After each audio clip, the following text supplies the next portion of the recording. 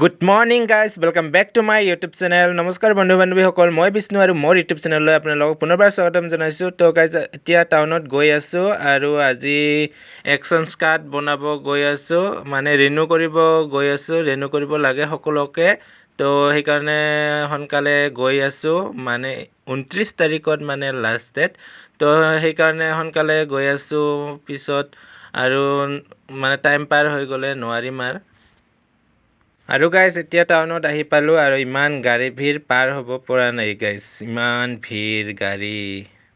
তো এতিয়া আহি পালোঁ টাউনত আৰু এতিয়া গাইজ এতিয়া মই এতিয়া এটিএমৰ পৰা 10 টকা ওলাওঁ, তাৰপাছত আজি একশ্যন স্কাৰ্টটো মানে ৰিনিউ কৰিব লাগিব, সেইকাৰণে আহিছোঁ।